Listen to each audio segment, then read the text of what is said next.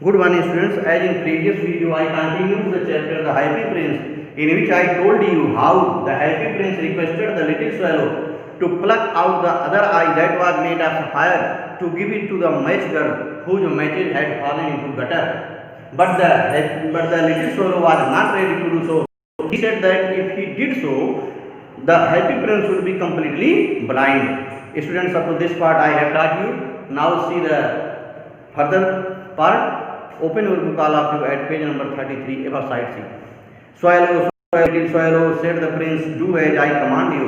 The happy prince told the little swallow to follow what he had said. So he plucked out the prince's other eye and darted down with it. So the little swallow plucked out the other eye of the happy prince and darted down, moved down with it. He shoot past the match girl. Shoot means flew and went to the match girl and slipped the jewel into the palm of her hand, and he put the sapphire on the palm of that match girl. What a lovely bit of glass, cried the little girl, and she ran home laughing. Seeing this, the little girl began to laugh, and with the sapphire she went to her house. Then the swallow came back to the prince. You are blind now, he said, so I will stay with you always. So at last the little swallow again returned back to the happy prince and said that the prince had now been completely blind, so he will not leave his company. He will always stay with him. No, little swallow, said the poor prince, you must go away to Egypt. But the happy prince told the little swallow to go to Egypt.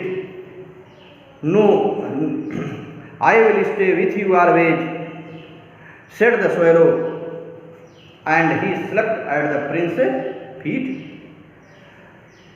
Now, little swallow said that he would not go, and he had slept at the prince's feet. All the next day he sat on the prince's shoulder and told him stories of what he had seen in a strange land. And throughout the day he was sitting on the shoulder of the happy prince, and he told the stories of what he had seen in the strange lands. Students, further let's see what had happened. See the next paragraph. Dear little swallow, said the prince, you tell me the marvelous things. Marvelous? Wonderful. Marvelous is wonderful. The prince requested the little swallow to tell him the marvelous things, the wonderful things of the world. But more marvelous than anything is the suffering men and women. There is no mystery so great as misery. Mystery is secret. Prince said that there was no so great secret as misery, as sorrow. Fly over my city, little swallow, and tell me what you see there. And the happy prince told the little swallow to fly over the city. He would tell to the prince.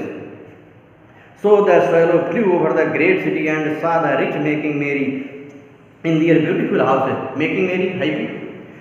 So the little swallow flew over the city and saw that the rich men were happy in their houses, while the beggars were sitting at the gates. But the beggars were sitting at the gates. He flew into the dark lanes, and the little swallow flew into dark lanes streets, and saw the white faces of starving children looking out listlessly, lazily. He saw that the small children who were starving, there was lack of food, and they were in the street. Their faces had been white. Under the archway of bridge, two little boys were lying in each other's arms to try and keep themselves warm. The little swallow saw that under the bridge that was arch-shaped, he found that the two boys held each other to avoid the cold, and they were hungry also. Lying in each other's arms to try and keep themselves warm. How hungry we are, they said. They were saying that they were very hungry. You must not lie here, shouted the watchman. But the watchman said that those boys should not sleep there, and they wandered out into the rain. And so those two boys had gone into the rain. Then he flew back and told the prince what he had seen. Then the little swallow returned back, and whatever he had seen there in the city, he told informed the happy prince. Then what happened? I am covered with fine gold, said the prince. You must take it off leaf by leaf and give it to the poor. The living always think that gold can make them happy. Then happy prince was feeling pity for the poor children, for the poor persons of the city, and he said to the little swallow to take out, to pluck down all the golden leaves, leaf by leaf, and to give it to the poor people. Leaf after leaf of the gold the swallow picked off, till the happy prince looked quite dull and grey. And in this way the little swallow had removed leaf after leaf of that was made of gold, and he had given to the poor, and the statue of the happy prince had been now very dull, very ugly and grey color.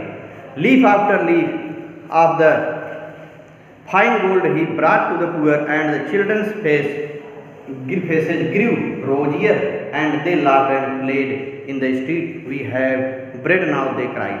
And after getting those leaves of that were made of gold, the children, the people were, and they were saying that they had got now bread. Then the snow came, and after the snow came frost. Then after that there was snowfall, and the frost came. The streets looked as if they were made of silver, and everybody went about in furs, and the little boys were scarlet caps, wore the scarlet caps and skated on the ice. Now the little boys were wearing scarlet caps, scarlet bright red colored cap they were wearing, and they were wearing furs and walking outside, and they skated on the ice. They were skating on the ice. The poor little swallow grew colder and colder, but he could not leave the prince. Now the little swallow was feeling cold, but he did not leave the company of that happy prince. He loved him too well, because he loved him well. He picked up crumbs outside the baker's door. Crumbs, particles of bread.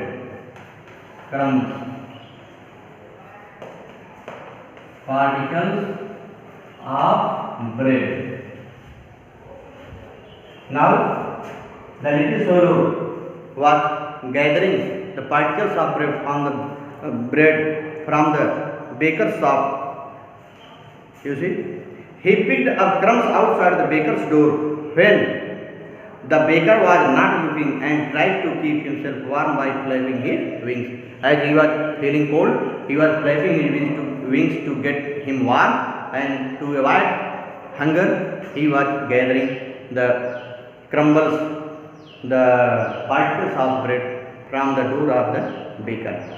In this way, students, I have told you up to this part how the happy prince was kind-hearted man, and how he had helped many people of the city, and how the swallow followed his order, and whatever happy prince had said he had followed, and at last he promised to live with happy prince. Students, further I will teach you another day. You should write the difficult word meanings in your notebook. Thank you.